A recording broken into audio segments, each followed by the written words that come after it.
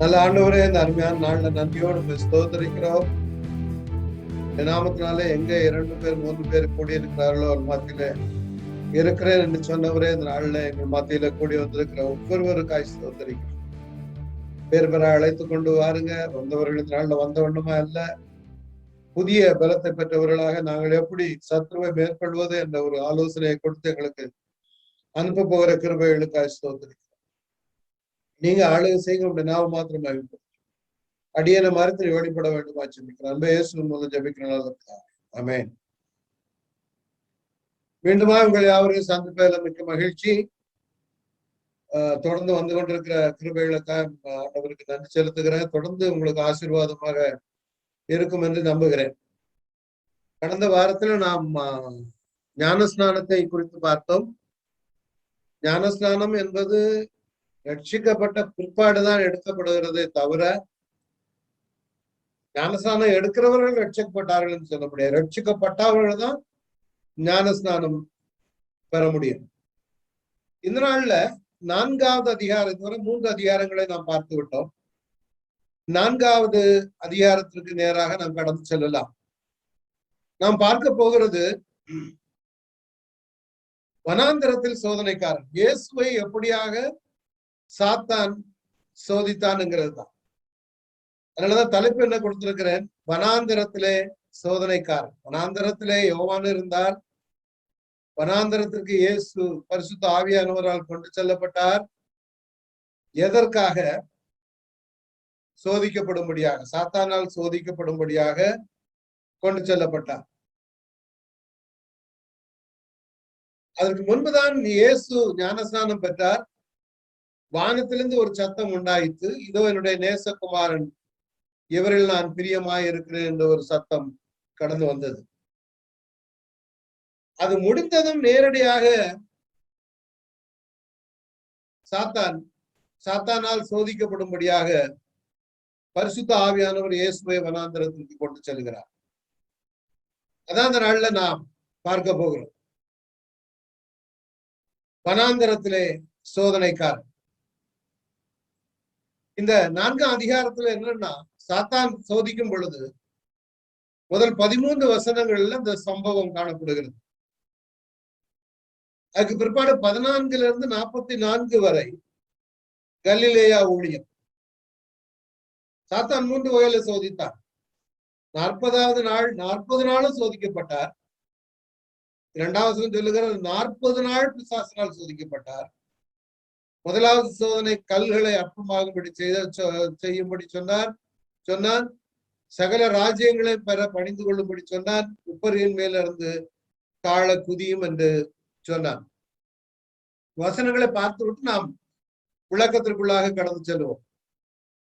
இயேசு பரிசுத்த ஆவியினால் நிறைந்தவராய் யோர்தானை விட்டு திரும்பி ஆவியானவராலே வனாந்தரத்திற்கு கொண்டு போகப்பட்டு, ஆவியானவர் தாமே, நல்ல ஞாபகம் வைத்துக் கொள்ளுங்கள், ஆவியானவரே அவரை கூட்டிக் கொண்டு போகிறார் வனாந்தரத்திற்கு. எதற்கு? சோதிக்கப்படும்படியாக.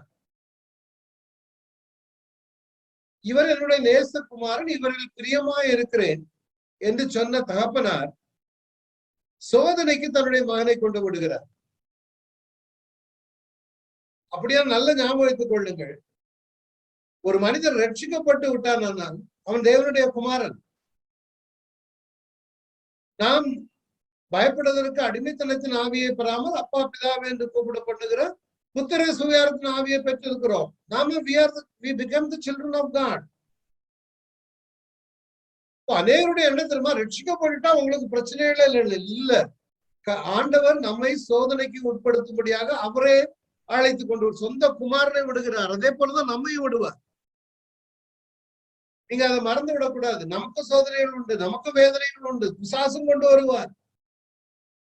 ஆனா வருகிற எல்லா பிரச்சனைகளும் பிசாசுக்கு மேல பழியப்பட்டு தப்பித்துக் கொள்ளக்கூடாது. அதையும் பார்த்துக் கொள்ள வேண்டும். 40 நாள் பிசாசினால் சோதிக்கப்பட்டார். 40 நாள் முடிந்த பிறகு அல்ல, இந்த 40 நாளும் அவர் உபவாசம் எடுக்கும் பொழுது பிசாசினால் சோதிக்கப்பட்டார். அந்த 40 நாட்களிலும் அவர் ஒன்றும் புசியாது இருந்தார். அந்த நாட்கள் முடிந்த பின்பு அவருக்கு பசி உண்டாயிற்று. தேவ பிள்ளைகள் எப்பொழுதுமே வாரத்துக்கு ஒரு நாளாவது நீங்க உபவாசம் எடுக்க வேண்டும். அந்த அபியாசத்திற்குள்ள நீங்க வந்து விட வேண்டும். வாரத்தில் ஒரு நாள் உங்களுடைய உடல்நிலைக்கு தக்கதாக, சிலவங்களுக்கு சுகர் இருக்கலாம், பிரச்சனைகள் இருக்கலாம், சாப்பாடு ஏற்ற வேளையில் நீங்க எடுத்துதான் ஆகணும். அது ஒண்ணும் செய்ய முடியாது. ஆனால் வாரத்துல ஒரு நாள் காலையில இருந்து சாயங்காலம் வரையோ அல்லது ஒன் டைம் மீல மிஸ் பண்ணலாம். சிலவங்க தண்ணி குடிக்க மாட்டாங்க. அது இந்த மருத்துவர்களோடு நீங்க சோதித்து விட்டு அதை செய்ய வேண்டிய ஒரு காரியம் இல்லையா? 40 நாள் பிசாசினால் சோதிக்கப்பட்டார். அந்த நாட்களில் அவர் ஒன்றும் புசியாது இருந்தார். அந்த நாட்கள் முடிந்த பின்பு அவருக்கு பசி உண்டாயிற்று. அப்பொழுது பிசாசு அவரை நோக்கி, நீ தேவனுடைய குமாரனையானால் இந்த கல் அப்பமாகும்படி சொல்லும் என்றார். முதலாவது, இது எங்க நடந்த இடம்? அந்த வனாந்தரமான பகுதி. இந்த வனாந்தரத்துலதான் அங்க இருக்கு. இந்த இருக்கு பாருங்க, இந்த வனாந்தரம் வந்து இந்த ஆர்வம் போட்டிருக்கு பாருங்க, டெட் சீக்கு பக்கத்துல இருக்கக்கூடிய வனாந்தரம். வனாந்தரம்னு வரும் பொழுது சாதாரண இந்த பூமியிலேயே நாம உபவாசம் இருந்தோம்னா ரொம்ப வாயெல்லாம் ட்ரை ஆயிடும். இவர் வனாந்தாரமான பகுதியில இந்த உபவாசத்தை மேற்கொண்டிருப்பதை பார்க்கலாம், இந்த வனாந்தர பகுதியில. அப்படியானால் அந்த இடத்துலதான் இந்த சோதனை காரியங்கள் நடக்கிறது. அடுத்தால பாருங்க, அவர் பிரதியுத்தரமாக, மனுஷன் அப்பத்தினால மாத்திரமல்ல தேவனுடைய வாயிலிருந்து புறப்படுகிற ஒவ்வொரு வார்த்தையினாலும் பிழைப்பான். முதலாவது சோதனை முடிந்தது. இதுக்குரிய விளக்கம் நான் அடுத்தபடியாக உங்களுக்கு கொண்டு வந்து சொல்லுகிறேன். பின்பு பிசாசு அவரை உயர்ந்த மலையின் மேல் கொண்டு போய் உலகத்தின் சகல ராஜ்யங்களை ஒரு நிமிஷத்திலே அவருக்கு காண்பித்து, இவைகள் எல்லாவற்றின் மேலும் உள்ள அதிகாரத்தையும் இவைகளின் மகிமையும் உமக்கு தருவேன். இவைகள் எனக்கு ஒப்புவிக்கப்பட்டிருக்கிறது. எனக்கு இஷ்டமானவருக்கு இவைகளை கொடுக்கிறேன். நீர் என்னை பணிந்து கொண்டால் எல்லாம் உடையதாகும் என்று சொன்னார். பணிந்து கொள்ள சொல்லுகிறார். சகல ராஜ்யங்களையும் காட்டி, இவைகள் எல்லாவற்றின் மேல அதிகாரம் எனக்கு இருக்குது, அந்த மகிமையை உமக்கு தருகிறேன் அப்படின்னா உலகம் முழுவதும் அவனுடைய கைக்குள்ளாக இருக்கிறது. இயேசு அவனுக்கு பிரதியுத்தரமாக, எனக்கு பின்னாக போச்சாத்தானே, உன் தேவனாகிய கர்த்தரை பணிந்து கொண்டு அவர் ஒருவருக்கு ஆராதனை செய்வாயாக என்று எழுதியிருக்கிறதே என்றார். அப்பொழுது அவன் அவரை எருசலேமுக்கு கொண்டு போய் மூணாவது தேவாலயத்து உப்பரியின் மேல் நிறுத்தி, நீ தேவனுடைய குமாரனையானால் இங்க இருந்து தாழ குதியும். அவர் பிரதியுத்தரமாக, மனுஷன் அப்பத்தினாலே மாத்திரமல்ல தேவனுடைய வார்த்தை வாயிலிருந்து தேவனுடைய ஒவ்வொரு வார்த்தையினாலும் பிழைப்பான் என்று எழுதியிருக்கிறதே என்றார். சரி, அவன் சொன்னான், அப்பத்தினால் மாத்திரம் அல்ல. ஆண்டவர் சொல்றார். இது முந்தின வசனத்தில் நீங்க பார்க்கும் பொழுது, மனுஷன் அப்பத்தினாலே மாத்திரமல்ல தேவனுடைய வார்த்தையிலிருந்து பிழைப்பான் என்று எழுதியிருக்கிறது இப்படின்னு ஆண்டவர் பதில் கொடுக்கிறார். இது எங்க இருந்து எழுதியிருக்கிறது? அந்த வசனம் தான் இது இங்க போட்டிருக்கிறார். உபாகம 8ஆம் அதிகாரம் 3ஆம் வசனத்தை அவர் கோட் பண்றார். அவர் உன்னை சிறுமைப்படுத்தி உன்னை பசியினால் வருத்தி, மனுஷன் அப்பத்தினால் மாத்திரம் அல்ல கர்த்தருடைய வாயிலிருந்து புறப்படுகிற ஒவ்வொரு வார்த்தையினாலும் பிழைப்பான் என்பதை உனக்கு உணர்த்தும்படிக்கு நீயும் உன் பிதாக்களும் அறியாதிருக்கிற மன்னாவினால் உன்னை போஷித்தார். இந்த நாள்ல கர்த்தருடைய வசனத்துல நீ வாசிச்சுக்கிட்டே இருந்தா சாப்பிடாம இருக்க முடியுமா? அதான் பார்க்க போறோம். பின்பு பிசாசு அவரை உயர்ந்த மலையின் மேல் கொண்டு போய் அங்கதான் சொல்றாரு, சகல மகிமை அதிகாரத்தையும் உனக்கு நான் தருவேன். இவைகள் எனக்கு ஒப்புவிக்க கொடுக்கப்பட்டிருக்கிறது. எனக்கு இஷ்டமானதுக்கு இவளை கொடுக்கிறேன். நீ என்னை பணிந்து கொண்டால் எல்லாம் உடையதான். இயேசு அவனுக்கு பிரதியுத்தரமாக, எனக்கு பின்னாக போச்சாத்தானே, உன் தேவனாகிய கர்த்தரை பணிந்து கொண்டு அவர் ஒருவருக்கே ஆராதனை செய்வாயாக என்று எழுதியிருக்கிறது. எங்க எழுதியிருக்கிறது? அதை அவர் கோட் பண்றார். உபாகமா 6:13. உன் தேவனாகிய கர்த்தருக்கு பயந்து அவருக்கே ஆராதனை செய்து அவருடைய நாமத்தை கொண்டே நீ ஆணை இடுவாயாக. அடுத்தது 3வது. அப்பொழுது அவன் எருசலேமுக்கு கொண்டு போய் தேவாலயத்து உப்பரியின் மேல் அவரை நிறுத்தி, நீ தேவனுடைய குமாரனையானால் இங்கே இருந்து தாழ குதியும் என்றார். அவன் அப்படி சொன்னதும் அவர் சொல்றாரு, அவர் பிரதியுத்தரமாக, மனுஷன் அப்பத்தினாலே மாத்திரமல்ல தேவனுடைய வார்த்தையிலிருந்து வாயிலிருந்து புறப்பட ஒவ்வொரு வார்த்தையினாலும் பிழைப்பார். அதே ஒரு நிமிஷம், சாரி,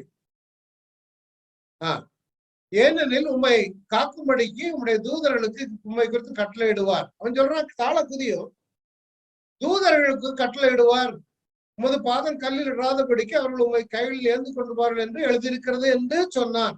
சாத்தான் என்ன பண்றான்? வசனத்தை கோட் பண்றான். சங்கீதம் 91 கோட் பண்றான். சாத்தானுக்கு வசனம் தெரிந்திருக்குது. உன் வழிகளில் எல்லாம் உன்னை காக்கும்படி அப்படின்னு சொல்லி இந்த வசனம் உனக்காக தம்முடைய தூதர்களுக்கு கட்டளையிடுவார், பாதம் கல்லிடாதபடி அவர்கள் உன்னை தங்கள் கைகளில் ஏந்தி கொண்டு போவார்கள். இவரு முன்னாலேயும் பின்னாலேயும் உள்ளதான் ஓட்டுட்டான். இடையில உள்ளது மாத்திரம் எடுத்து சொல்றான். அது என்ன? தேவ பிள்ளைகளுக்கு வருகிற பாதுகாப்பு. சங்கீதம் 91 உங்களுக்கு தெரியும். உன்னதமான மரபில் இருக்கிறவர் இந்த சங்கீதம். அவனுக்குதான், ரட்சிக்கப்பட்டவர்களுக்கு தான் அந்த பாதுகாவல். அதுவும் என்ன, மேல இருந்து சாடும் போது காக்குறது இல்ல, சோதித்து பார்ப்பதற்காக அல்ல. சோதனை இல்லாமல் உனக்கு பிரச்சனைகள் திடீரென்று வருமானால் தூதர்களை கொண்டு காத்துக் கொள்வார். அதுதான். அதற்கு இயேசு, உன் தேவனாகிய கர்த்தரை பரீட்சை பாராதிருப்பாயாக என்று சொல்லி இருக்கிறது. எங்க கோட் பண்றாரு அவரு? உபாகமம் 6:16. அவர் வசனத்தை கோட் பண்ணுகிறது பார்க்கலாம். பிசாசானவன் சோதனை எல்லாம் முடிந்த பின்பு சில காலம் அவரை விட்டு விலகி போனார். நல்ல ஞாபகம் வைத்துக் கொள்ளுங்கள். இதற்கும் நம்முடைய வாழ்க்கைக்கும் பயங்கர ஒரு தொடர்பு உண்டு. எப்படி நம்முடைய வாழ்க்கையில சோதனைகள் கடந்து வரும். ஒன்று முறையில முதல்ல சொன்னா கல்ல அப்பமாகும்படி சொன்னான். ஆண்டவர் சொன்னார், தேவனுடைய வாயிலிருந்து புறப்படுகிற வார்த்தையினாலதான் படைப்பான். இரண்டாவது, உலகத்தை காண்பித்து எல்லாம் உனக்கு தர, உன் மகிமையெல்லாம் எனக்கு தான் எனக்கு தர்றேன்னு தான் ஆண்டவர் சொல்றாரு.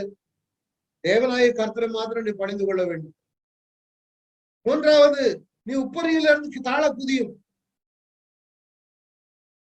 ஆண்டவர் சொன்னார், தேவனை பரீட்சை பாராது. இந்த சாத்தான் வெளிப்படுத்தின விசேஷத்துல நாங்க பார்த்திருக்கிறோம். பல பெயர்கள் உண்டு அவனுக்கு. பாருங்க, பெரிய சர்ப்பம், சிவப்பான சர்ப்பம், பழைய பாம்பு, சாத்தான், மோசம் போக்குகிறவன், துன்புறுத்துகிறவன், கிறிஸ்துவை இருக்கிறவன், குற்றப்படுத்துகிறவன், கொலைகாரன். இவன் நம்மளுக்கு மேல எப்பொழுதும் ஒரு வஞ்சனையோடு இருந்து கொண்டே இருப்பான். அவன் நம்ம எப்ப விழுங்கலாமோ என்று வயது அடித்திருக்கிறவன். ஆனா இவனை நாம் மேற்கொள்ள வேண்டும். யோபு கிட்ட தான் சொன்னாரு ஆண்டவர், என் தாசனாய யோபனை பார்த்தாயோ? அவன் கேட்டான், சாத்தான் ஆண்டவர்கிட்ட கேட்டான், நீர் அவனை வேலை கட்டி காக்கவில்லையோ? வேளா வேளைக்கு அவன் பலிகளை செலுத்தினான், பிள்ளைகளுக்காக எல்லா காரியங்களையும் செய்தான், நீதிமானா இருந்தான். அவன் எப்படி பர்ஃபெக்டா இருக்கான் பாருன்னு சொன்ன உடனே சாத்தா சொன்னான், நீர் அவனை வேலி கட்டி காக்குறீர். ஆண்டவர் சொன்னார், உன் ஜீவனை, அவனுக்கு ஜீவனை மாத்திரம் எடுக்காது, நீ எதை வேணாலும் பண்ணு. அனுமதித்தான். சகோதரன் சகோதரிய, நமக்கும் இது மாதிரி இப்படியெல்லாம் பாடுகளையும் கூட கடந்து சென்றாதான் நம்ம பொன்னாக விளங்குவோம். ஆனா யோபு பொன்னாக விளங்க காரணம் அதுதான். அதனாலதான் ஆண்டவர் உட்படுத்துகிற காரியங்கள் நாம் அனுமதிக்க வேண்டும். சில சமயம்ல அங்கலாய்க்க கூடாது. நல்ல ஞாபகம் வைத்துக் கொள்ளவும், இப்பிரபஞ்சத்தின் தேவன் சாத்தான். இந்த உலகம் அவங்க கையில தான் இருக்குது.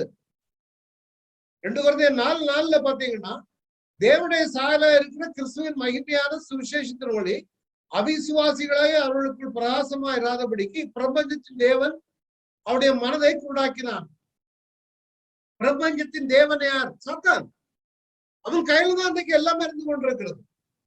நாம் தேவனால் உண்டாயிருக்கிறோம் என்று உலகம் முழுவதும் பொல்லாதனுக்கு கிடக்கிறதுன்னு அறிஞ்சிருக்கிறோம். அவன் ஃபுல்லா அவங்களதான் இருக்குது. அதை மறந்துடாதங்க. இந்த உலகத்தின் அதிபதி புறமாக தள்ளப்படுவான். இந்த உலகத்தின் அதிபதி வருகிறான். சாத்தானை குறித்து அநேக இடங்கள்ல சொல்ல கொண்டிருக்கிறது. அப்போ நம்முடைய யுத்தம் அதனாலதான் பின்னால பாருங்க, எபேசியர் 6:12, ஏனெனில் மாம்சத்தோட ரத்தத்தோடு அல்ல, துரைத்தனங்களோட அதிகாரங்களோடு இப்பிரபஞ்சத்தின் அந்தகார லோகாதிபதிகளிலோடும் வான மண்டலங்களில் உள்ள பொல்லாத ஆவிகளின் சேனைகளோடும் நமக்கு போராட்டம் உண்டு. இந்த போராட்டத்துல நாம் வாழ்ந்து கொண்டிருக்கிறோம். நமக்கு நல்லா தெரிஞ்சிருக்க வேண்டும். நம்மை சோதிக்க வருகிறவன் சாத்தானா இல்லையா? பேசுகிறது சாத்தானா அல்லது தேவனா? அந்த சோதனையை குறித்து, பின்னணியத்தை குறித்து நாம் அறிந்திருக்க வேண்டும். இப்போ தானியேலை சிறைப்படுத்திக் கொண்டு போனாங்க.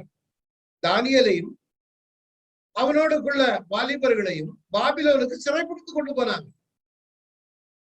3 மாதம் நடந்து போனோம். அடிமைகளாக கொண்டு செல்லப்பட்டு பாபிலோன் ராஜ அரண்மனையில தங்க வைக்கப்பட்டு, ராஜா சொன்னார், இந்த வாலிபர்களுக்கு நல்ல ஆகாரத்தை கொடுங்க, எங்களுடைய ஆட்சிக்கு உறுதுணையாக அவர்கள் இருப்பார்கள், ராஜா சாப்பிடுகிற சாப்பாட்டை அவர்களுக்கு கொடுங்கள் என்று. ஆனா அவங்க என்ன செய்தாங்க தெரியுமா? நாங்க அந்நிய தேவர்களுக்கு படைக்கப்பட்டதை நாங்கள் புசிக்க மாட்டோம், எங்களுக்கு சாதாரண வெஜிடபிள்ஸ் போதும்னு சொன்னாங்க.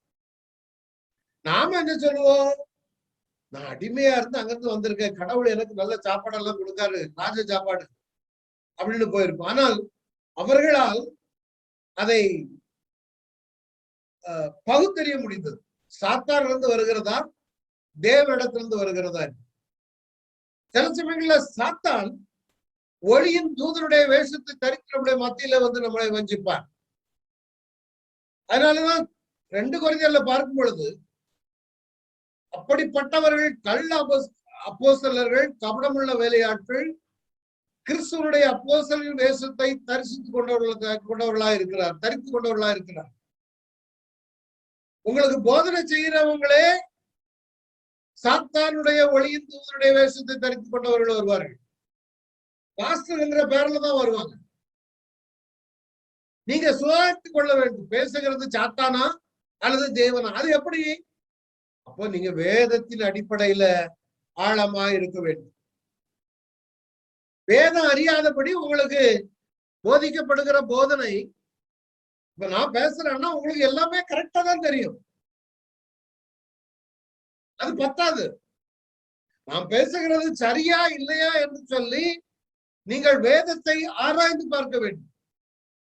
எப்பவும் சொல்லக்கூடியது, பிரயோஜனங்கள் தெசலோனிக்கேயர்களில் உள்ளவர்களை காட்டிலும் நற்குணசாலிகளாக இருந்தார்கள். ஏன்னா சாத்தான் தேவனை போல வந்து நிறைய குடும்பங்கள்ல, நிறைய இடங்கள்ல நான் பார்த்திருக்கேன். ஜெபிக்கிறவர்களாக இருப்பாங்க, மணிக்கணக்கராக இருப்பாங்க. அவங்க பேசுறது, அவருடைய செய்கைகளும் கிரியைகளும் சாத்தானுடைய கிரியைகளாக இருக்கும்.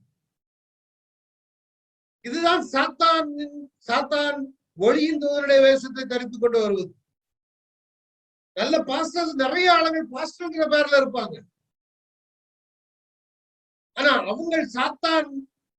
அவர்கள் ஒளியின் தூதனுடைய வேஷத்தை தரித்துக் கொண்டு வருவார்கள். சாத்தான் அங்க ஏதேன் தோட்டத்தில இருந்தே ஆரம்பித்துட்டான். சாத்தான் ஏதேன்ல தந்திரமா இருந்தான். ஏதேன்ல என்ன பண்ணான்? ஆதாம் ஏவாளை வஞ்சிக்கிறத பார்க்கலாம். முதலாம் ஆதாம், இயேசு 2வது ஆதாம், கடைசி ஆதாம். முதலாம் ஆதாமின் சோதனையை பார்த்துவிட்டு கடைசி ஆதாமின் சோதனையை பார்க்க போகிறோம். முதலாம் ஆதாம் சோதிக்கப்பட்ட பொழுது சாத்தான் ஜெயித்து விட்டார். ஆனால் கடைசி ஆதாம் இயேசு கிறிஸ்து சோதிக்கப்படும் பொழுது அவர் மேற்கொள்ளுகிறதை பார்க்கலாம்.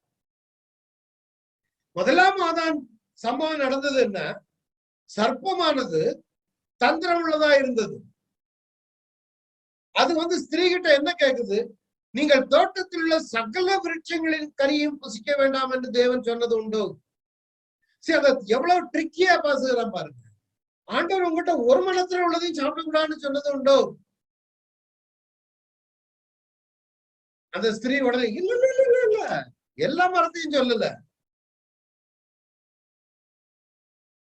நாங்க எல்லாத்தையும் சாப்பிடலாம், ஆனா நடுவில் இருக்கிற கனி தான் எங்களுக்கு சாப்பிடக்கூடாது, நீங்கள் சாகாதபடிக்கு அதை புசிக்கவும் அதை தொடவும் வேண்டாம் என்று சொன்னார்.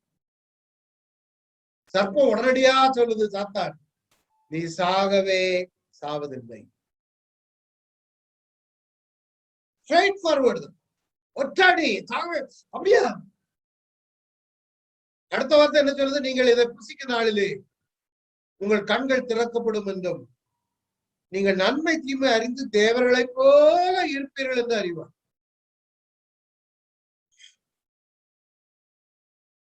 அழகா நீ ஒரு தேவனை போல மாறிடுவது எவன் தான் விரும்ப மாட்டானா? கிறிஸ்து இயேசுவில் இருந்த சிந்தையே உங்களில் இருக்கு கடவுள். இயேசுவை போல மாறணும்னு சொல்லி இருக்குது.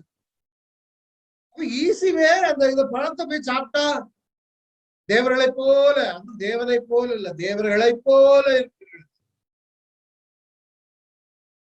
சாத்தான் நம்முடைய வாழ்க்கையில இப்படிதான் கேட்பான். ஒன்னையும் சாப்பிடக்கூடாதுன்னு சொல்ல நம்ம பைத்தியக்காரத்தனமா? இல்ல இல்ல இல்ல இல்ல, எல்லாம் சாப்பிடலாம், ஒன்னே ஒண்ணுது. அடுத்த அடி நீ சாகுவது. அதனாலதான் சொல்லுகிறார் 2 கொரிந்தியர்ல, ஆயிலும் சர்ப்பமானது தன்னுடைய தந்திரத்தினாலே ஏவாளை வஞ்சித்தது போல உங்கள் மனதும் கிறிஸ்துவை பற்றிய உண்மை என்று விலகும்படி கெடுக்கப்படுமோ என்று பயந்திருக்கிறேன். நம்மை கெடுப்பதற்கு சத்ரு வருவான். இயேசுவிடத்துல வந்தான், முதல்ல தோத்து போனான். அதுல இருந்தே எப்படியாவது இந்த தேவகுமாரன் வந்து விடக்கூடாதுன்னு இந்த ஜனங்களை அழிப்பதிலேயே இருந்தார். பழைய ஏற்பாடு முழுவதும் நீங்க சம்பவங்களை பார்த்தீங்கன்னா, எப்படியாவது இந்த ஜனக்கூட்டத்தை அழித்து விட வேண்டும், தாவீதின் சந்ததி வரக்கூடாது, அவரிடத்திலிருந்து ஒரு ராஜா தோன்றக்கூடாது என்று தந்திரத்திலே ராஜாக்களை அழிக்கும்படியாக முற்பட்டார். எப்படியாவது இம்மானுவேல் கிறிஸ்து பிறக்கக்கூடாது என்ற முயற்சியில் செயல்பட்டு கொண்டிருந்தார். அது இதுவரையிலும் செயல்படவில்லை. இயேசு பிறந்த பொழுது 2 வயதிற்கு கீழ் உள்ள குழந்தைகள் எல்லாம் கொல்லப்பட்டார்கள். அங்கேயும் இயேசு தப்பிக்கப்பட்டார். இப்போ சாத்தான் என்ன செய்கிறான்? அவர் தேவனுடைய குமாரன் என்று சத்தம் கேட்டாகிவிட்டது. அவரிடத்துல வந்து சொல்லுகிறான், நீ தேவனுடைய குமாரனே ஆனால். அவன் தேவனுடைய குமாரன் தான். முதலாவது ஆதாமிடம் ஜெயித்து விட்டார். தோட்டத்தில் முதலாவது ஆதாமிடத்தில் ஜெயித்து விட்டார். இப்போ வனாந்தரத்தில் கடைசி ஆதாமை வீழ்த்த திட்டமிட்டு தோற்கப்படுகிறதை பார்த்து, இவன் எதற்காக இயேசுவை தோற்கடிக்க முற்பட்டான் என்று பார்ப்பீர்களானால், இயேசு தோற்கடிக்கப்படவில்லையானால் சிறைச்சாலைகள் அதிரும், விலங்குகள் உடையும். சிறைச்சாலையில அவர்கள் பாடல்களை கழுமரத்துல கட்டப்பட்டிருக்கும் பொழுது சிறைச்சாலை அசைந்ததை பார்க்கிறோம். கட்டுகள் உடைக்கப்படுகிறதை பார்க்கலாம். குருடர்கள் பார்வையடைவதை பார்ப்போம். அவன் அதை எப்படியாவது தடுத்து விட வேண்டும். சப்பானிகள் நடந்ததை பார்க்கிறோம். கல்லறையில் வாழ்ந்த மனிதன் கர்த்தரை கண்டு கொள்வதை காண்கிறோம். அவன் இயேசு அந்த நாள்ல தோற்று போயிருந்தால் கல்லறையில் வாழ்ந்த மனிதன் கர்த்தரை கண்டு கொண்டிருக்க முடியாது. சமயங்களில் கல்லறையும் திறக்கும். லாசரு கல்லறையிலிருந்து வெளியே வருவதை, லாசரு வெளியே வா என்று சொன்னார். காரணம், அவர் துவக்கத்திலேயே சாத்தானை மேற்கொண்டார். குடும்ப மாத்திரமல்ல, தரித்திரர்களுக்கு சுவிசேஷம் அறிவிக்கப்படும். இல்லையானால் நீங்களும் நானும் இயேசு அன்னைக்கு தோற்று போயிருந்தால், அந்த சாத்தானுடைய வஞ்சகத்துல விழுந்திருந்தால் மனுக்குலம் ரட்சிக்கப்பட்டிருக்க மாட்டாது. பாவ கட்டில் உள்ளவர்கள் விடுவிக்கப்பட்டிருக்க மாட்டார்கள். சாத்தானும் கூட்டத்தாரும் அக்னி கடலிலே தள்ளப்படாமல் இருந்திருப்பார்கள். இப்பொழுது அவன் தோற்கடிக்கப்பட்டவன், ஆனா அவன் இன்னும் அழிக்கப்படவில்லை. He has been defeated, but he is not destroyed. Remember that. 40 நாட்கள் ஏற்கனவே நீங்க வனாந்தரத்துல 40 நாட்கள் தேவ ஜனங்கள் பல சோதனைகளுக்கு ஊடாய் கடந்து சென்றார்கள். கர்த்தருடைய கோபம் அவர்கள் மேல் மூண்டது. 40 நாட்கள், 40 வருடங்கள். இங்கே அதற்கு ஈக்குவலாக 40 நாட்கள் கர்த்தருடைய கோபம் இஸ்ரவேலின் மூண்டது. கர்த்தருடைய சமூகத்தில் பொல்லாப்பு செய்த அந்த சந்ததி எல்லாம் நிர்மூலமாகப்பட்டு அவர்களை வனாந்தரத்தில் 40 வருஷம் அலைய பண்ணினார். அவர்கள் எப்படியாக தேவனை சோதித்தார்கள், எப்படியாக தேவனை அசட்டை பண்ணினார்கள், எப்படியாக கோபம் மூட்டினார்கள் என்பதையும் நீங்க பழைய ஏற்பாட்டில் பார்க்கலாம். அதனாலதான் 40 நாள் சுற்றி பார்க்க போனாங்க இஸ்ரேல் தேசத்தை. அந்த 40 நாள்களுக்கு தோதுவாக 40 வருஷம் அக்கிரமங்களை சுமந்து என் உடன்படிக்கைக்கு வந்த மாறுதலை உணர்வீர்கள் என்று சொல்லப்பட்டிருக்கு. வனாந்தரத்துல இந்த 40 வருடம் இந்த ஜனங்கள் எப்படியாக தேவனை சோதித்து பார்த்தார்கள். எப்படி சாத்தான் இயேசுவை சோதித்தானோ அதே போல வனாந்தரத்திலே இஸ்ரவேல் ஜனங்கள் தேவனை சோதித்து பார்க்கதை பார்க்கலாம். 3 முறை முக்கியமான 3 சம்பவங்களை உங்களுக்கு கண்களுக்கு முன்பதாக கொண்டு வர விரும்புகிறேன். முதலாவது, தங்கள் விருப்பத்திற்கு அடிபணிந்தனர். தாங்கள் விரும்புகிற காரியங்களை தேவனிடத்திலிருந்து கேட்டார்கள். 40 வருடம் அவர்கள் அழைக்கப்பட்ட பொழுது அவர்கள் தேவனிடத்தில் முறுமுறுத்தார்கள். 2வது, தாங்கள் உண்டு பண்ணின கன்றுக்குட்டியை தொழுது கொண்டார்கள். அங்கே சாத்தான் சொல்லுகிறான், இந்த உலகத்தின் மகிமையெல்லாம் எனக்கு கொடுக்கப்பட்டிருக்கிறது, நான் உலகத்தின் அதிபதி, நான் இந்த உலகத்தின் பிரபஞ்சத்தின் தேவன், நீர் என்னை பணிந்து கொள்ளும் என்று சொன்னான். இங்கே ஜனங்கள் அதே போல கன்றுக்குட்டியை தேவனுக்கு பணிந்து கொள்ளாமல் உன் தேவனாய கர்த்தரை மாத்திரமே நீ பணிந்து கொள்ள என்பதை விட்டு கன்றுக்குட்டியை பணிந்து கொண்டனர். 3வது, தேவனை பரீட்சித்து ஆவியானவருக்கு விரோதமாய் செயல்பட்டது. இந்த ஒவ்வொன்றையும் நான் உங்களுக்கு விளக்கமாக சொல்ல விரும்புகிறேன். தங்கள் விருப்பத்திற்கு அடிபணிந்தனர். 40 வருடம் அவர்களை வழி நடத்தி கொண்டிருக்கிறார். ஆனாலும் சீக்கிரமா அவருடைய கிரிகளை மறந்து அவருடைய ஆலோசனைக்கு அவர்கள் காத்திராமல், தேவனுக்கு காத்திராமல் வனாந்தரத்திலே இச்சையுள்ளவர்களாகி தேவனை பரீட்சித்தார்கள். தீன் வனாந்தரத்துக்கு வந்தாச்சு. மோசேக்கும் ஆரோனுக்கும் விரோதமாக முறுமுறுக்கிறாங்க. என்ன சொல்லி கேட்கிறாங்க? இறைச்சி பாத்திரங்கள் இடையில உட்கார்ந்த அப்பத்தை திருப்தியாய் சாப்பிட்ட எய்த்து தேசத்திலே கர்த்தரின் கையால் செத்து போனால் தாவிலை இந்த கூட்டம் முழுவதையும் பட்டினியினால் கொல்லும்படி நீ எங்களை புறப்பட பண்ணி இந்த வனாந்தரத்தில் அழைத்து வந்தீர்களே என்று அவரிடத்தில் சொன்னார்கள். அவங்க இதே எகிப்துல ஆளோட்டைகளின் நிமித்தம் கூக்கல் விட்டு கொண்டிருந்தாங்க. சாட்டைகளை வடித்து அடிக்கும் பொழுது அப்பா என்று கத்தும் பொழுது அது ஆண்டோடைய சமூகத்துல எட்டிட்டு அதெல்லாம் மறந்துட்டான். இப்ப சொல்றான் சாப்பாட்டு ஆண்டவரை கல்ல அப்பமாக்க சொல்ற. அப்பத்துக்காக ஆண்டவர் அலைந்து தெரியவில்லை. அன்னைக்கு 40 நாள் நான் இப்படி இருக்கிறேன்னு சொல்லி கல்ல அப்பமா மாற்றவில்லை. ஆனா இந்த ஜனங்கள் தாங்கள் கடந்து வந்த பாதைகளை மறந்து விட்டார்கள். பட்ட பாடுகளை ஊத்திரங்களை மறந்து விட்டார்கள். நாம அநேகர் மறந்து விடுவோம். சாப்பாட்டுக்கு வழி இல்லாம வாழ்ந்திருப்போம். மிடில் ஈஸ்ட் வந்ததுமே ஒரு இங்கிலீஷையும் போட்டு ஒரு பந்தா காட்டுறது. நாங்க ஒரு தடவை ஒரு 5 ஸ்டார் ஹோட்டல்ல தங்கி தொட்டுருவான்னு ஒருத்தர் கேக்குறான், എന്താണ് ഭക്ഷണം അത്? ഞങ്ങളുടെ മെയ്ഡ് കൂടെ കളിക്കത്തില്ല. നല്ല ഫ്രൈഡ് റൈസും ഡെയിലി ചിക്കനും நாங்க ஜாலியா சாப்பிட்டு. நான் சொன்னேன், இவன் அந்த காலத்துல கப்பையும் மீனும் சாப்பிட்டுட்டு இருந்திருப்பான். கடந்து வந்த பாதைகளை நீங்க திரும்பி பார்க்க வேண்டும். இவன் என்ன பாடுபட்டான்? எனக்கு கும்பளங்காய் இல்ல, அண்டக்காய் இல்ல, நாங்க கும்மட்டிக்காய் வேணும், உள்ளரிக்காய் வேணும், அங்க அப்படி சாப்பிட்டோம், இங்க இப்படி சாப்பிட்டோம். தேவனை ஒரு நாளும் சோதித்து பார்க்காதீங்க. கடந்த நாட்களை திரும்பி பாருங்க. மறந்து விடக்கூடாது. எய்த்திலே கிரயம் இல்லாமல் சாப்பிட்ட மச்சம், வெள்ளரிக்காய், கொம்மட்டிக்காய், கீரை, வெங்காயம், வெள்ளை பூண்டுகளை நினைக்கிறோம்.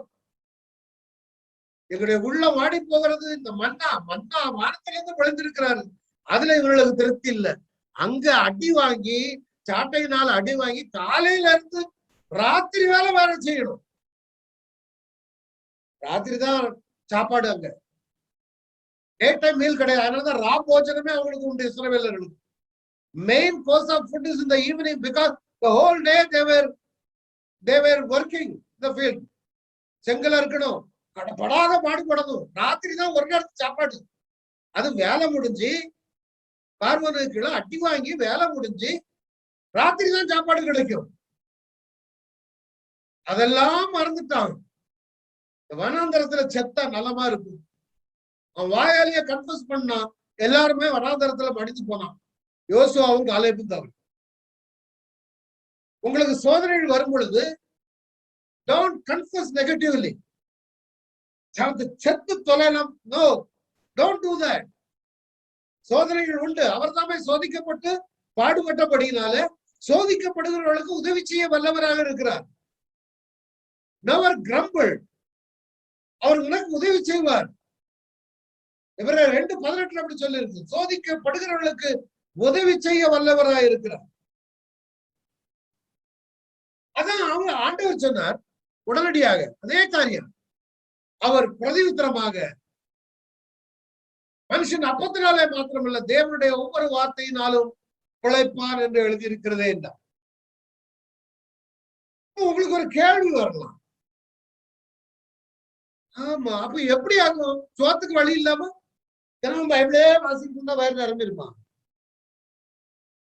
அதானே ஆண்டவர் தானே சொல்றாரு, தேவனுடைய வார்த்தை ஒவ்வொரு வார்த்தையினாலும் பிழைப்பான் என்று எழுதியிருக்கிறதே.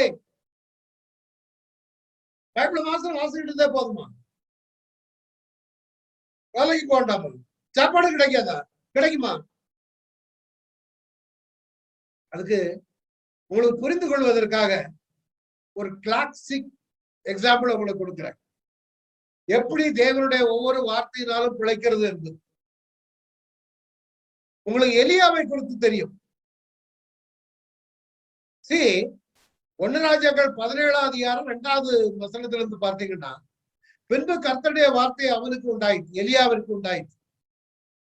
கர்த்தர் சொல்லுகிறார், நீ இவ்விடத்தை விட்டு, கர்த்தருடைய வார்த்தையை கேளு, நீ இவ்விடத்தை விட்டு கீழ்த்திசையை நோக்கி போய் யோர்தானுக்கு நேராக இருக்கிற கேரீத் ஆற்றண்டையிலே ஒளித்துக் கொண்டிருக்கு. எலியாவிட்ட சொல்றார், எலியாவே நீ கேரீத் ஆற்றண்டையிலே ஒளித்துக் கொண்டிரு, அந்த ஆற்றின் தண்ணீரை குடிப்பாய், அங்கே உன்னை போஷிக்க காகங்களுக்கு கட்டளையிடுவேன். இது கர்த்தருடைய வார்த்தை. கர்த்தருடைய வார்த்தை அவனுக்கு உண்டாயிற்று. நல்ல கவனிக்கும். நீங்களும் நானுமா இருந்தா என்ன கேட்டிருப்போம்? வேய் என்ன போய் கதை விடுகிறா நீ? காகம் சாப்பாட்டை தூக்கிட்டு போகும் போய். சின்ன வயசுல இருந்தே நாங்க காகத்தை பாட்டி வடை சுடும் பொழுது தூக்கிட்டு திருடிட்டு போகிற காக்காவா தான் பார்த்திருக்கோம். எங்க வீட்டுல காக்கா எல்லாம் சாப்பாடை திருட்டு போக தவிர எங்களுக்கு சாப்பாடு கொண்டு வராது. என்ன போய் நீர் கதை விடுகிறா அப்படின்னு நாம கேட்போம். எலியா சொன்னான், கர்த்தருடைய வார்த்தையை அவன் கேட்டான். அங்கே உன்னை போஷிக்க காகங்களுக்கு கட்டளையிடுவேன் என்றான்.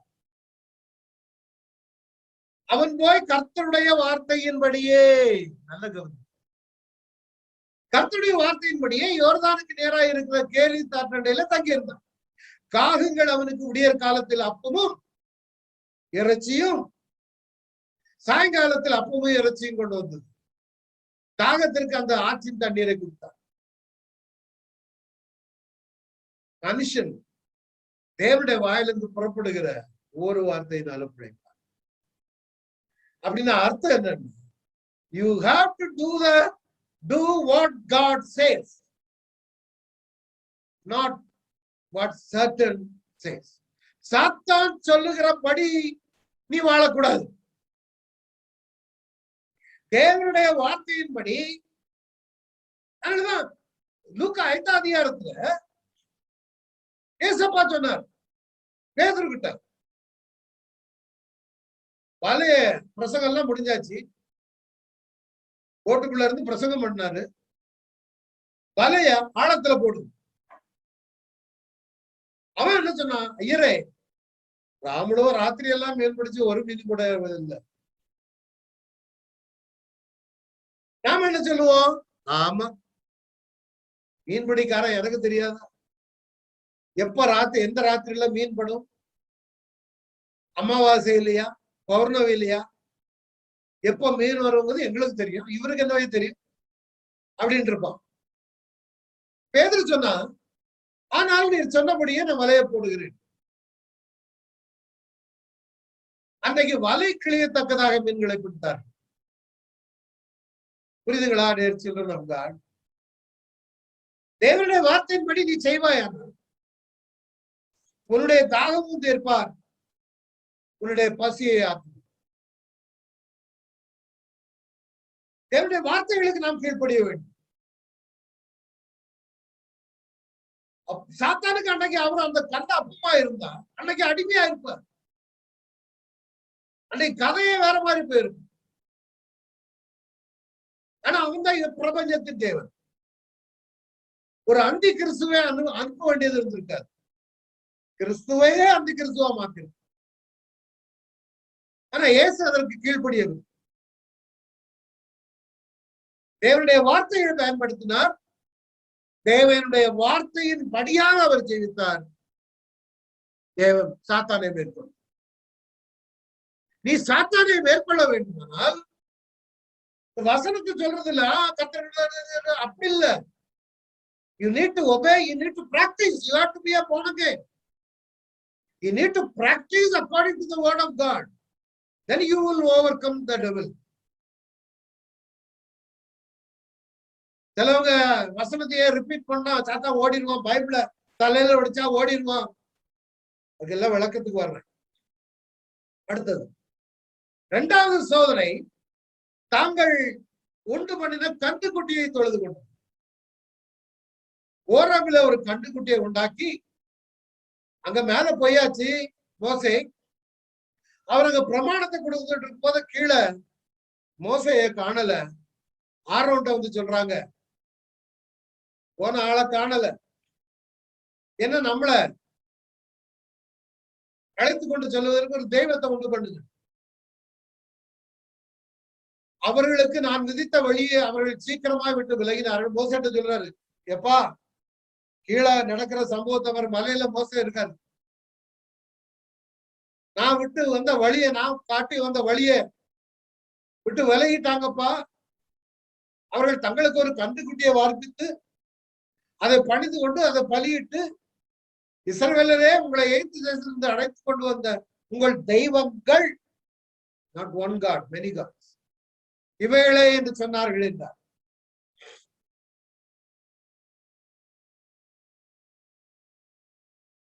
கன்றுக்குட்டியை வளர்ந்து வணங்குறான். அவன் இருக்கிற நிர்மலமாயிருக்கும். இயேசு எப்படி மேற்கொண்டார் சொன்ன, உலகம் முழுவதும் மகிமையை காண்பித்து சொன்ன, என்னை பணிந்து கொள்ளும். இயேசு என்ன சொன்ன, அவனுக்கு பிரதியுத்தரமாக, உன் தேவனாகிய கர்த்தரை பணிந்து கொண்டு எனக்கு பின்னாக போசா. நிறைய பேரு தேவனை விட்டு மற்ற காரியங்களுக்கு பணிந்து கொள்ளக்கூடாது. சத்துரு உங்களுக்கு நிறைய ட்ரிக்ஸா கொடுப்பான். உங்க வேலையில ப்ரமோஷன் வேணும், கொஞ்சம் போட்டு கொடு, கொஞ்சம் அவனை பற்றி கொஞ்சம் சொல்லி கொடு, உனக்கு ப்ரமோஷன் கிடைச்சிடும். உனக்கு ப்ரமோஷன் கிடைக்கும், ஆனா ஆசீர்வாதம் இருக்காது. நீ இல்லீகலா பணம் சம்பாதிக்கலாம், பேங்க்ல அக்கௌண்ட் வரும், அது உங்க கரத்துல தங்கி நிற்காது. இவளெல்லாம் தேவனை விட்டு சாத்தானை பணிந்து கொள்வதற்கு சமம். அவன் சொல்லுவான், நீ என்ன பணிந்து கொள்ள, உனக்கு எல்லாம் தருகிறேன், என்னை பணிந்து கொள்ளுனா தவறான சாத்தானுக்கு விருப்பமான காரியங்களை செய்து காரியங்களை சாதிப்பது, பொய் சொல்லுவது, தேவனுக்கு பிரியமில்லாத பேச்சுக்கள், இதனால நமக்கு இருதயத்து அநேக நேரங்களில் நமக்கு ஒரு திருப்தி வந்து, கர்த்தருக்கு பிரியமில்லாம பேசி நமக்குள்ள ஒரு ஆத்ம திருப்தி. அன்னைக்குதான் பேச மாட்டேன், தப்பா பேச மாட்டேன்னு முடிவு எடுத்துட்டு வருவோம், கோபப்பட மாட்டேன்னு முடிவு எடுத்துட்டு வருவோம்.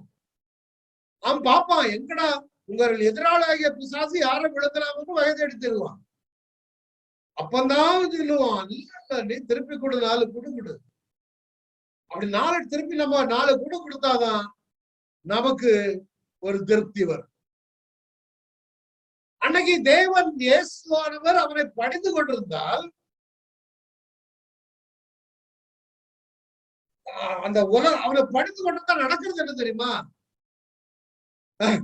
போதும் போதும் போதும், ஏய் இயேசுவ நீ அவ்வளவுதான், வா இனி சிலுவையில எல்லாம் மறிக்க வேண்டாம், நீ எனக்கு அடிமை, உனக்கு எல்லாம் நீ ஆளுகை செய், அந்தி கிறிஸ்துல ஒரு கூட்டமா நீ இருந்துக்கா.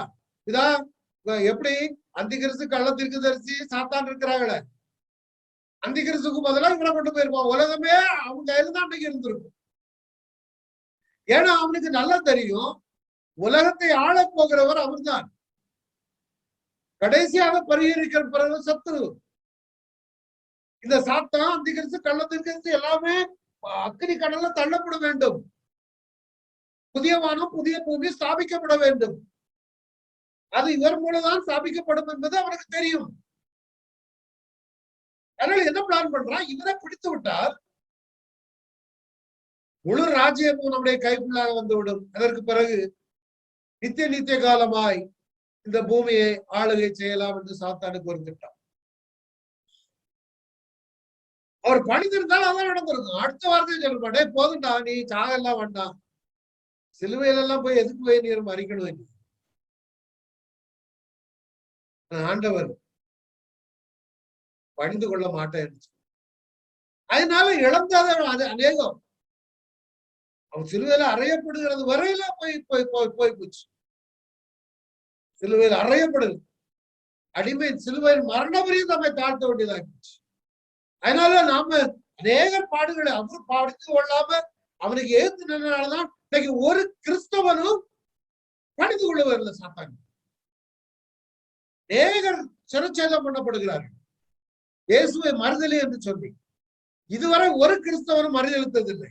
காரணம், நம்முடைய இயேசு மறுதளிக்கிறது. இயேசு அவனை பணிந்து கொள்ளவில்லை. ரோம சக்கரவர்த்திகள் ஆளுகை செய்யும் பொழுது என்ன சொன்னாங்க? என்னை பணிந்து கொள், இயேசுவை மறுதலி, இல்லைனா சிறச்சேதம் பண்ணப்படுவாய், அக்கினியில் கொளுத்தப்படுவாய். ஜனங்கள் அதை கண்டுகொள்ளவே இல்லை. காரணம், அவர்களுடைய ராஜா, அவருடைய பிரபு, அவர்களுடைய ஆண்டவர் இயேசு சாத்தானை பணிந்து கொள்ளவில்லை.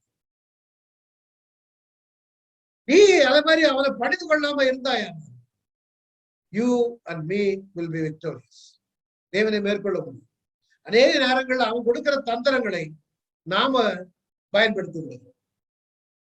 மூன்றாவது, வனாந்தரத்துல தேவனை பரீட்சித்து ஆவியானவருக்கு விரோதமாய் இஸ்ரவேலர்கள் செயல்பட்டது. மூணாவது காரியம், மேரி பார்வின் தண்ணீர் அண்டையில அவருக்கு கடும் கோபம் ஓட்டினார். மோசேயினுடைய ஆவியை அவர்கள் விசுக்கப்படுத்தினாலே அவன் பதறி பேசுகிறத பாருங்க. ரெவித்திமில்ல வந்த பொழுது குடிக்க தண்ணீர் இல்லை. அப்ப ஜனங்கள் மோசையோடு வாதாடுகிறாங்க, எங்களுக்கு குடிக்க தண்ணி வேணுங்கிறாங்க. மோசை கேட்கிறா, என்னோட ஏன் வாதாடுகிறீர்கள்? கர்த்தரை ஏன் பரீட்சித்து பார்க்கிறீங்க? திருப்பி அந்த என்ன செய்யறான்? எல்லாரும் கூடி வரச்சு ஆண்டவர்கிட்ட போனான். அவர் சொன்னாரு, நீ பேசப்பா, கண்மலையை பார்த்து பேசு. மோசை யாரும் சபையாரை கண்மலைக்கு முன்பாக கூடி வர செய்து மோசை அவர்களை நோக்கி, கலையக்காரரை கேளுங்கள், உங்களுக்கு இந்த கண்மலையில் நாங்கள் தண்ணீரை புறப்பட பண்ணுவோமோ என்று சொல்லி தன் கையை ஓங்கி கண்மலையை கோலினால் 2 தரம் அடித்தார். தண்ணீர் வந்தது, சபையார் குடிச்சாங்க. ஆண்டவர் பேசதான் சொன்னார். பதறி போய் பேசினான், கோபப்பட்டான். அதனால் நடந்தது என்ன? நான் கொடுத்த தேசத்துல நீங்கள் அவர்களை கொண்டு போவதில்லை. இந்த ஜனங்கள் விரோதமாய் செயல்பட்டபடினால மோசை கூட அங்க போக முடியல. பின்னால வந்தாரும் வேற அது காரியம். இயேசு ஒரு முறைதான் அடிக்கப்பட வேண்டும் கண்மலை. ஏற்கனவே ஒரு முறை அடித்தாச்சு, தண்ணீர் வந்தாகிவிட்டது. 2வது முறை பேசதான் செய்ய சொன்னார். திருப்பி இயேசுவை திருப்பி அடிக்க முடியாது. இந்த ஜனங்கள் தேவனை பரீட்சித்து பார்க்கிறார்கள். அல்லது ஆண்டவர் சொன்னாரா, உன் தேவனாகிய கர்த்தரை பரீட்சை பாராதிருப்பாயாக, உப்பரியின் மேலிருந்து அவரை குதியமைக்கிறான். எதற்காக சொன்னா? அவன் சொன்னான், ஓய் நீ மேல இருந்து கீழே குதிச்சா இயேசுவே, இப்படி தூதர்கள் வந்து அப்படியே தாங்கி கொள்ளுவாங்க. எருசலேம் பண்டிகைக்கு நிறைய ஆளுங்க வந்திருக்காங்க. பஸ்கா பண்டிகைக்கு வருவாங்க, பெந்தேகோஸ்தே பண்டிகைக்கு வருவாங்க, பாவ நிவர்த்தி நாள் அல்லது கூடார பண்டிகைகளுக்கு வருவாங்க. அதனால அவங்க எல்லாம் மேல இருந்து சாட பார்க்கும் பொழுது, ஐயோ இவன் தேவனுடைய குமாரன் தான், he is really God அப்படின்னு சொல்லுவாங்க. அப்படி உதாரணத்திற்கு இயேசுவும் மேல இருந்து சாட்டினார்னு வை, தூதர்களும் காப்பாத்திட்டாங்கன்னு வைங்க. இயேசுவ சிலுவையில அரைஞ்சிருக்க மாட்டாங்க. நமக்கு ரட்சிப்பு வந்திருக்காது. அவன் இப்படிதான் சொல்லுவான், உங்களுடைய வாழ்க்கையில எப்படிதான், நீ சாப்பிடு, பழத்தை சாப்பிடு, சாக மாட்டாய், சாகவே சாக மாட்டாய், சாப்பிடு. ஒரு சின்ன பொய் சொல்லு, ஒண்ணு இல்ல, ஒரு சின்ன ஒரு செய்தி தானே, சும்மா சொல்லு. ஒரு தூதர்கள் வந்து காப்பாத்து, உங்க வசனத்தான் எழுதி இருக்குது. போடுங்க, எல்லாருக்கும் நகையை கலத்துங்க, கம்மலை கலத்துங்க. உன் புருஷன் எல்லாம் கேட்காதுங்க. He will talk to you in a way very convincing to you. உங்க வசனத்தை கொண்டுதான் உங்களை பேசுவான். நம்ம ஏமாறதுக்கு காரணம் என்ன தெரியுமா? வசனம் தெரியாம நீங்களும் ignore, we are very much ignorant people. அப்படிதான் சொல்லுவான், நீ சாடிடும், தூதன் உங்களை பார்த்துருவான். நிறைய பிள்ளைகள், தெய்வ பிள்ளைகள் இந்த நாட்கள்ல பாடுகளின் ஊடாய் கடந்து செல்லும் பொழுது சாத்தான் உங்களுக்கு ஷார்ட்கட்டை கொடுப்பான். Never listen to him. He'll be totally destroyed. அவர் கீழே சாடும் பொழுது விட்டு ஓடிப்பான். தேவன் அப்படியாக உங்களை காப்பாற்ற மாட்டார். சூழ்நிலையில இப்போ ஒரு தடவை கொரியால ஒரு சம்பவம், பாலி அங்கிச்சோ சொன்னது. கொஞ்சம் பிள்ளைகள் ஆலயத்திற்கு போகும் பொழுது குறுக்க நதி வந்து விட்டது. அப்ப நதி வந்ததும் ஆலயத்துக்கு போகும் பொழுது வசனம் ஞாபகம் வந்திருக்கு. தண்ணீரை கடக்கும் பொழுது உண்மையில் பொருளூர்ல அக்கினி நடக்கும் போது ஏசாயால உள்ள வசனங்களை பிள்ளைகள் சொல்லிட்டா, இனி நம்ம வசனத்தை சொல்லிக்கிட்டே தாண்டி போயிருவோம் அப்படின்னு. அதே மாதிரி வசனத்தை சொல்லிட்டு தாண்டி போயிருக்கிறாங்க. தண்ணி இழுத்து கொண்டு போய் விட்டது. ஏன்? அந்த நேரத்துல அது அவர்களுக்கு கொடுக்கப்பட்ட வசனம் அல்ல. They were testing God. அதல்ல. அதே ஜனங்கள் போட்ல போய்கிட்டு இருக்காங்கன்னு வைங்க. போட்ல போய்கிட்டு இருக்கும்போது திடீர்னு புயல் வந்துச்சுன்னா, அப்பொழுது நீங்க வசனத்தை கூப்பிட்டீங்கன்னா உங்களை காப்பாற்றலாம். அந்த வசனம் வந்துச்சு. இல்லாம நான் டெமான்ஸ்ட்ரேட் பண்ணி காண்பிக்கிறேன் அப்படின்னு சொன்னார், வசனங்கள் அங்கே கிரியேட் செய்ய லோகோஸ் ரேமாமா. அது பின்னால வேணா அதை எடுக்கணும். வசனங்கள் இருக்குது வேதத்துல.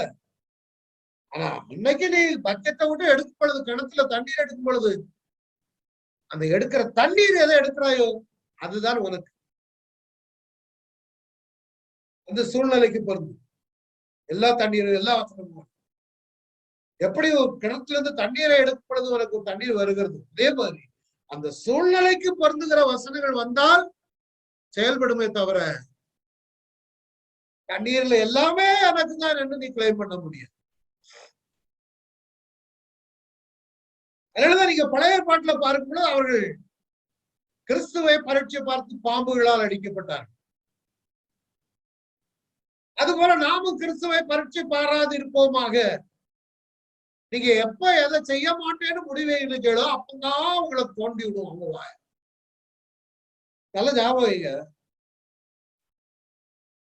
சாத்தானால் சோதிக்கப்படும்படி வனாந்தரத்துல கொண்டு போய் விடப்பட்டார்னு இருக்குது இல்ல. இப்போ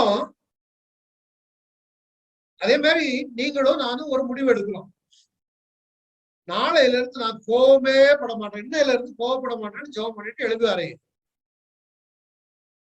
அப்போ கோவப்பட மாட்டேன்னு நீங்க முடிவு எடுத்துட்டீங்கல்ல, இப்ப டெஸ்ட் பண்ணி பார்க்கணும். அப்ப டெஸ்டிங் என்ன? நீ கோபம் வருகிறதுக்கு தக்கதான சூழ்நிலை வரும். அப்ப அதை நம்ம மேற்கொண்டுட்டோம்னா தான் ஜெயம். இல்ல ஒரு சோதனையே இல்லாம கோபமே பட மாட்டேன்னா நிறைய பேர் அப்படிதான் இருப்பாங்க. சர்ச்சுக்கு வரும்போது எல்லாருமே சூப்பர் ஒரு ரொம்ப ஹோலி வேஷம் எல்லாம் போட்டுட்டு இருப்போம். ரொம்ப ஹோலியா தெரியும். ஆனா வீட்டுக்குள்ள போய் பார்த்தாதான் தெரியும் வாயிலிருந்து புறப்படுகிற வார்த்தை, கெட்ட வார்த்தைகள் தூஷண வார்த்தைகள், பார்க்கிற காரியங்கள், நம்முடைய செயல்பாடுகள் எல்லாமே அங்கதான் தெரியும். 4 சுவருக்குள்ளதான் தெரியும். அதுதான் கிறிஸ்துவ பரீட்சை பார்க்கிறது. அனந்தரத்துல கோபம் விட்ட போதும் சோதனை நாள் நடந்தது போல உங்களை இருதயங்களை கடினப்படுத்தாதீங்க. பழைய நிலைமையில திரும்பி பாருங்க. நாங்க வெள்ளரிக்காய் சாப்பிட்டோம், கொம்பட்டிக்காய் சாப்பிட்டோம். நீ வேலை செய்யாம உனக்கு மேல இருந்து மண்ணா வருது, கண்மல இருந்து தண்ணி வருது, அக்னி ஸ்தம்பம் மேக ஸ்தம்பம் இருக்குது. நீ ஒரு வேலை செய்யலையே, அங்க செங்கல் எடுத்து ஆள் ஓட்டி உன்னை அடிச்சு சகதிக்குள்ள கிடந்த. ராத்திரி ஒரு வேளை தானே சாப்பிட்ட, அதெல்லாம் மறந்துட்டியா நீ? கடைசி வரை முறமுறுத்து கொண்டே இருந்தான். இந்த வனாந்திரத்துல செத்தா நலமா இருக்கும். பூமி 2ஆ பிளந்தது, அக்கினி வந்து பட்சித்து போட்டது, பாம்புகள் வந்து கடித்தது. ஆண்டவர் பிழையாம கொண்டு வந்து சபிக்க சொன்னான். நான் ஆசீர்வதிக்க கட்டளப்பட்டேன்னு சொல்லி ஆசீர்வதித்தான். நீங்களும் நானும் ஆசீர்வதிக்கப்பட்ட ஜனங்களா இருக்கிறோம். தெளிந்த புத்தி, எப்பொழுதும் புத்தி தெளிவா இருக்கணும். சும்மா இஷ்டம் போல வாழ்ந்து விட்டு இருக்க கூடாது. வாயில வந்தபடி பேசுகிறது, சிந்திக்கிறது, செயல்படுகிறது, அது அவனுக்கு ஜெயத்தை கொடுத்து கூட நமக்கு தோல்வியை கொண்டு வந்து விட. தெளிந்த புத்தி உள்ளவர்கள் உங்கள் எதிரியாளாய பிசாசானவன் கெர்ச்சிக்கிற சிங்கம் போர். அவன் சிங்கம் கிடையாது. யாரை விழுங்கலாமோ என்று வயது எடுத்திருக்கிறார். 12ஆம் அதிகாரத்துல நீங்க பார்ப்பது உபத்திரவ காலத்துல நீங்க பட்டுட்டீங்கன்னா இதே சாத்தான் வானமண்டலத்திலிருந்து கீழே விழுவோம். வேலை யுத்தம் நடக்கும் ஒரு நாள்ல. 12ஆம் அதிகாரத்துல வெளிப்படுத்தல விசேஷம். உலக மனத்தையும் மோசமாக்குற பிசாசு சாத்தான், பழைய பாம்பு, வெளியே வல செல்பா கீழே தள்ளப்பட்டது. பூமியில வந்து இன்னும் கொஞ்ச காலம் நம்மளை துன்பப்படுத்துவான். அதுதான் இப்ப வெளிப்படுத்தல் 10வது வசனத்துல பாருங்க. அப்பொழுது வானத்திலே பெரிய சத்தம் உண்டாகி, இரவும் பகல் நம்முடைய தேவனுக்குமாக சகோதரன் மேல் குற்றம் சாட்டுகிற அவன் இப்பவும் அவன் மேல இருந்து குற்றம் சாட்டிக்கிட்டு இருக்கான். மேல இருந்து உன்னை நீ சின்ன தவறு பண்ணும் பொழுதும் உன்னை குற்றம் சாட்டும். ஒன்ன பாரு, அவன் போய் சொல்லிட்டான் பாரு. என் குமாரன்னு சொன்னி அவன் போய் சொல்லிட்டான் பாரு. அவன் இச்சை பண்றான் பாரு, அவன் திருடுறான் பாரு, அவன் வாயில வந்து அப்படி பேசுகிறான் பாரு. Beware of it. Be aware of it. What's going on? Jesus, everything is being watched by Satan and God. He's trying to catch you all the time. ஆனா அங்க 11வது பாருங்க, மரணம் நேடுதா இருந்தாலும் தங்கள் தப்பும்படி ஜீவனை பாராமல் அட்டுக்குட்டியாரவன் தத்துவத்தினாலும் தங்கள் சாட்சியின் வசனத்தினாலும் அவனை ஜெயித்தார்கள். வசனத்தை கொண்டுதாயா நீ ஜெயிக்க முடியும். உன் வாழ்க்கையில வசனம், அதனாலதான் நமக்கு படிக்கிறோம். நான் சீக்கிரம் முடிக்கிறேன். சர்வாயுத வர்க்கத்தை குறித்து பார்த்திருப்பீர்கள். எபேசியர் 6ஆம் அதிகாரம் 10-17 வரை 7 இங்க கொடுக்கப்பட்டிருக்கிற 7 காரியங்களும் 6 காரியங்களும் உண்டு. ஒரு யுத்த வீரனுக்கு சர்வாயுத வர்க்கம், ரட்சிப்பு என்னும் தலைச்சரா வேண்டும், நீதி என்ற மார்க்கவசம் வேண்டும், சத்தியம் என்ற இடைக்கச்சை வேண்டும், ஆயத்தம் என்ற பாதரட்சைகள் வேண்டும், விசுவாசம் என்ற கேடகம் வேண்டும், வசனம் என்று பட்டயம் வேண்டும். இந்த 6 சாத்தானை மேற்கொள்வது வசனம் மாத்திரமே. மீது எல்லாம் பாதுகாவலுக்கு. ரட்சிக்கப்படாதவன் வெறும் வசனத்தை யூஸ் பண்ண முடியாது. உனக்கு ரட்சிப்பு என்ற கலைச்சரா இல்லாமல் இருக்குமானால் பாருங்க, பிசாசின் தந்திரங்களோடு எதிர்த்து நிற்க சர்வாயுத வர்க்கத்தை தரித்துக்கொள். 14ஆம் வசனம்.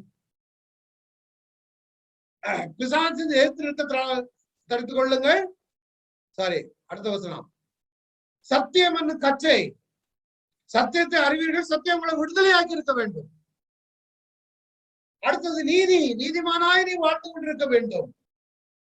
கால்களிலே சமாதானம், சுவிசேஷத்தை கடந்து செல்ல மற்றவர்களுக்கு சத்தியம் சொல்லுகிறவர்களாய் காணப்பட வேண்டும்.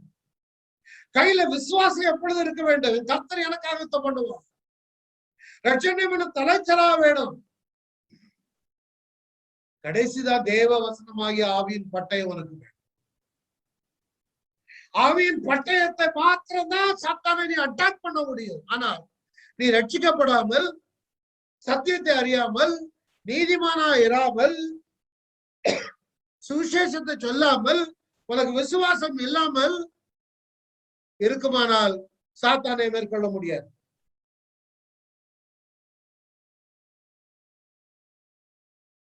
புரியுதுங்களா? வசனத்தை என்னதான் தங்கள் சாட்சியின் வசனத்தினாலும் ஆட்டுக்குட்டியோட நிறுத்தத்தினாலும் அவனை ஜெயித்தார்கள். இதுல எல்லாம் முக்கியம்தான். ரட்சிப்பு இல்லைன்னா ஒண்ணுமே இல்லை. பிரெயின் போச்சுன்னா எல்லாமே போச்சு. சத்தியத்தை அறியணும், நீ விசுவாசியா இருக்கணும். சும்மா இயேசுவ நாமத்தினால பவுல் ஊழியம் செய்தாருங்க. பவுல் ஊழியம் செய்து உருமால்கள் கச்சையெல்லாம் கொண்டு வந்து போனா வியாதிகள் போயிடுச்சு. உடனே அங்கிருந்த தேசாந்திரிகளாய் தெரிகிற மந்திரவாதிகளாகிய யூதரை சிலர், இவன் யாருன்னா ஸ்கேவா என்ற பிரதான ஆசாரியனுடைய பிள்ளைகள், கொல்லாத ஆவிகள் பிடித்திருந்தவர்கள் கர்த்தராகிய இயேசு நாமத்தை சொல்ல துணிந்து பவுல் பிரசங்கிக்கிற இயேசுவின் மேல் ஆணையிட்டு உங்களுக்கு கட்டளையிடுகிறோம் என்றார்கள். பிரதான ஆசாரியனுடைய பிள்ளைகளை, ஸ்கேவா என்ற ஒருவருடைய 7 பேர். கொல்லாத ஆவி அவங்கள சொல்லிச்சு, இயேசுவை அறிவேன், பவுலை அறிவேன், நீங்கள் யார் என்று சொல்லி பொல்லாத ஆவியுடைய மனுஷன் அவர்கள் மேல் பாய்ந்து பலாத்காரம் பண்ண நிர்வாணிகளும் காயப்பட்டவர்களுமாய் ஓடிப்போனார். Children of God, without salvation, if you use the word of God, it is of no use. அந்த இயேசுவின் நாமத்தில் சொன்னா நீ நிர்வாணமா தான் ஓடுவ. கர்த்தருடைய வசனம் வார்த்தையானது ஜீவனும் வல்லமை உள்ளதா இருக்கிறது, இருபுறமும் கருக்குள்ள பட்டயம் தான். இந்த வசனத்தினால்தான் நம்ம நியாயம் தீர்ப்பார்.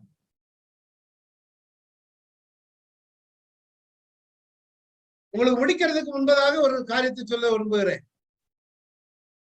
இன்னைக்கு இது முடிந்த பிறகு ஒரு ஜெபம் இருக்கும். தனிப்பட்ட விண்ணப்பங்களுக்காக ஜெபிக்க போகிறோம். நான் மாத்திரம் இல்ல, வந்திருக்கிறவர்கள் மாற மாற ஒருவருக்காக ஜெபிப்போம். யார் ஜெபித்தாலும் கர்த்தர் அற்புதம் செய்வார். அதனால முடிந்த பிறகு சமயம் இருக்கிறவர்கள் வீடியோவை ஆன் பண்ணாலும் சரி, பண்ணாவிட்டாலும் சரி, கட்டாயம் இருக்கு. வீடியோ எல்லாரும் ஆன் பண்ணணும் விருப்பம் இல்லைன்னா ஆன் பண்ண வேண்டாம். ஆனா ஜெபிக்கல, ஜெபத்துல கலந்து கொள்ளலாம், ஜெப விண்ணப்பங்களை சொல்லலாம். அதற்காக நான் ஒருவருக்கொருவர் ஜெபிக்க போகிறோம். நிறைய பேர் பாஸ்டர் இருக்கிறாங்க, பைபிள் ஸ்டடி எடுக்கக்கூடிய சகோதரர்கள் எல்லாம் இருக்கிறாங்க. அவர்கள் ஜெபத்தில் நடத்துவார்கள், நானும் ஜெபிப்பேன். இதனால அதை கற்றுக்கொண்ட ஒரு பாடம். பசி வரதான் செய்யும். உபவாசத்தை குறித்து நான் விளக்கமா எடுக்கணும்னு இருந்தா கர்த்தர் சித்தமான அடுத்து வர அல்லது பார்ப்போம். நாட்கள் சாத்தான் யாரை விழுங்கலாமோன்னு வாழ்ந்துடதான் செய்யும். அதுல நீங்களும் நானும் டிராப் ஆயிரும். மரணமே நேரிடதா இருந்தாலும், ஜீவனே போனாலும் ஆண்டவுடைய சத்தத்திற்கு மாத்திரம் செவி கொடுப்பேன்.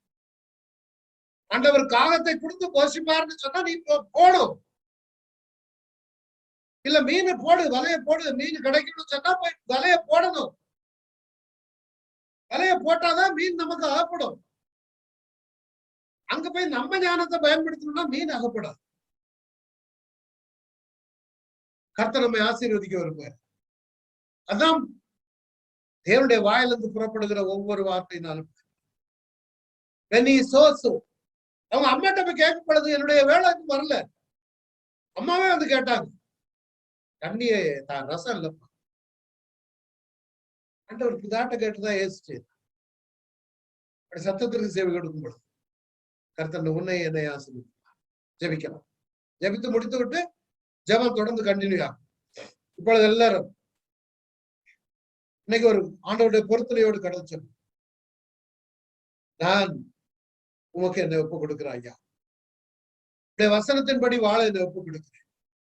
ஆவியானவரே வந்திருக்கிற ஒவ்வொருவரையும் உடைய வசனத்திற்கு கீழ்ப்படுகிற ஒரு இருதயத்தை கொடுங்க. எப்படி ஏசப்பா நீங்க மேற்கொண்டீங்க அதே போல நாங்களும் மேற்கொள்ளத்தக்கதாக பரிசுத்த ஆவியானவர் எங்களோடு இடைப்பட வேண்டுமாச்சு. சத்துரு கொண்டு வருகிற தடைகள் எல்லாம் எடுத்து போடுங்க. யூடியூப்ல கேட்கிற ஒவ்வொரு மூலமாய் ஆசீர்வதிங்க. வெற்றி பெற்ற பிள்ளைகளா, உலகத்தை ஆளுகிறவர்கள், சாத்தானை ஜெயித்தவர்களாய் வாழ எங்களை உங்களுடைய விசுவாசமே இந்த உலகத்தை ஜெயிக்கிற ஜெயம். நாங்கள் ஜெயம் பெற்ற பிள்ளைகளாய் வாழ எங்களை அழைப்பு. நாள்ல வந்திருக்கிற ஒவ்வொருவரும் அநேகர் இதன் கூட நான் சொன்ன அநேக காரியங்களின் கூட கடந்து சென்றிருக்கு. இந்த காண்கிற ஏத்தினை நீ காணக்கூடாது. கர்த்தர் அப்படியாய் நீங்க ஆசீர்வதிக்கிற கிருபைகளுக்காக I bless everyone in the name of Jesus. தடைகள், வியாதிகள், பிரச்சனைகள் இருக்குமானால் தொட்டு சுகப்படுத்து, ஆளுகை செய்யுங்க. நம்ம இயேசு மூலம் ஜெபிக்கிறோம் அல்லப்பா. ஆமென். என் ஆத்மாவே கர்த்தரை, என் முழு உள்ளமே பரிசுத்தம், என் ஆத்மாவே கர்த்தரை, கர்த்தர் செய்த சகல உபகாரங்களையும் மறவாதே. God bless you all. Thank you. தொடர்ந்து பிரேயர் இருக்கும், நம்ம ஜெபிக்கலாம்.